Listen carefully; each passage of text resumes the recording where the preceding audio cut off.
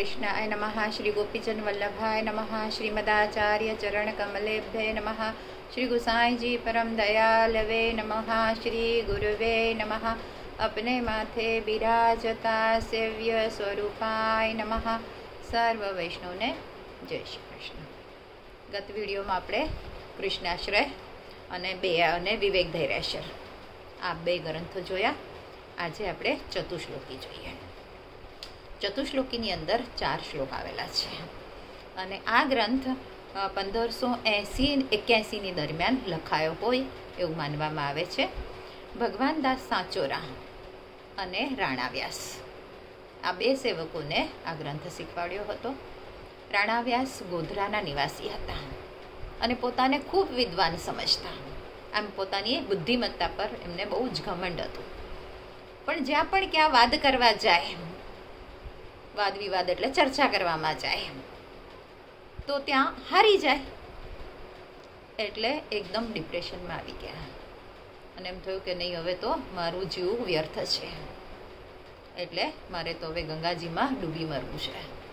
આવો અપઘાત કરવાનો વિચાર કરીને એ ગંગા કિનારે આવ્યા।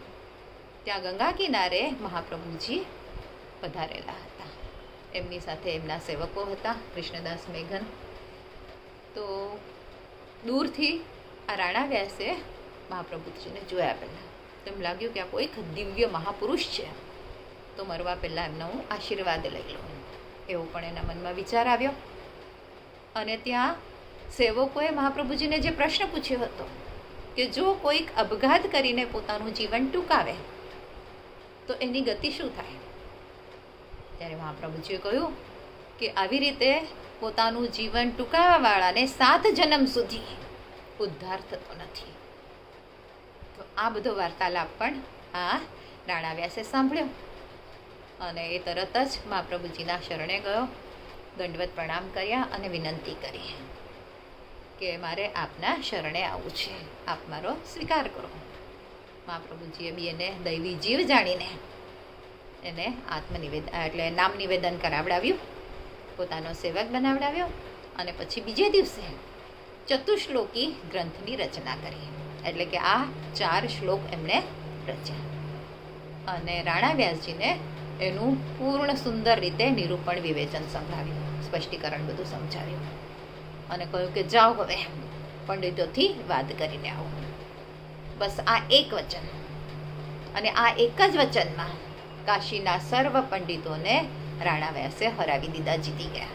એટલે મહાપ્રભુજીના કૃપાબળથી આટલું બધું સામર્થ્ય રાણા વ્યાસમાં આવી ગયું અને આ ગ્રંથ શીખવવાથી બધું જ્ઞાન એમને પ્રાપ્ત થયું। મહાપ્રભુજીએ બાલબોધ ગ્રંથમાં મર્યાદા માર્ગીય 4 પુરુષાર્થ સમજાવેલા છે અને આ બાલબોધ ગ્રંથની અંદર પુષ્ટિ માર્ગીય પુરુષાર્થ સમજાવેલા છે। આ ગ્રંથમાં 4 શ્લોક છે એ અલૌકિક ભક્તિ માર્ગના 4 પુરુષાર્થ રૂપ છે। ધર્મ, અર્થ, કામ અને મોક્ષ એનું નિરૂપણ કરેલું છે। તો પહેલું, ભગવાન અંશી છે અને જીવ અંશ છે, એટલે અંશ એ અંશીની સેવા કરવી એ એનો ધર્મ છે, આ પહેલો ધર્મ। બીજું, બધું જ છોડીને પ્રભુની સેવા કરનાર જે જીવ હોય તે ભક્તના અર્થરૂપ સ્વયં પ્રભુ જ બને છે, પણ એનો મતલબ એવો નથી કે આપણે પુરુષાર્થ કરવાનો, દૈવવાદી બની જવાનું છે, કામ ધંધો બધું છોડીને બેસી રહેવું એવું નહીં, પણ પ્રભુની આંતરિક સેવા કરવી, એવી રીતે પ્રભુ એના અર્થરૂપ બને છે। પછી ત્રીજું, જે જીવ સર્વાત્મ ભાવથી પ્રભુને હૃદયમાં ધારણ કરી લે છે અને તેઓ આપણી સર્વ ઈચ્છા પૂર્ણ કરે છે એવો ભાવ રાખે છે અને ખરેખર પ્રભુ એ જીવની બધી જ ઈચ્છા, એ ભક્તની બધી જ ઈચ્છા પૂર્ણ કરે છે, એટલે પ્રભુ પોતે કામ સ્વરૂપ બને છે। ચોથું, નિત્ય સેવા સ્મરણ કરવાથી પ્રભુ ભક્તના હૃદયમાં પધારે છે અને તેને પોતાની બધી જ લીલાઓનું સ્વરૂપાનંદનું દાન કરે છે, એટલે સ્વાનુભવ થાય છે। પ્રત્યેક બધી જ લીલાઓ જાણે એ પોતાને નજરો નજર સામે જોઈ છે એવી રીતની દિવ્ય દૃષ્ટિ પણ એને જાણે પ્રાપ્ત થાય છે, નિરોધ પૂર્ણ રીતેનો સિદ્ધ થાય છે। આ છે પુષ્ટિ માર્ગીય મોક્ષ। એટલે આપણા પુષ્ટિ માર્ગમાં આને જ મોક્ષ કહેવામાં આવે છે।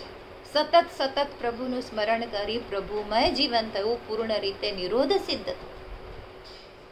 આવી રીતે ધર્મ, અર્થ, કામ અને મોક્ષ, આ 4 વસ્તુનું સુંદર નિરૂપણ ચતુશ્લોકી ગ્રંથમાં કરવામાં આવેલું છે.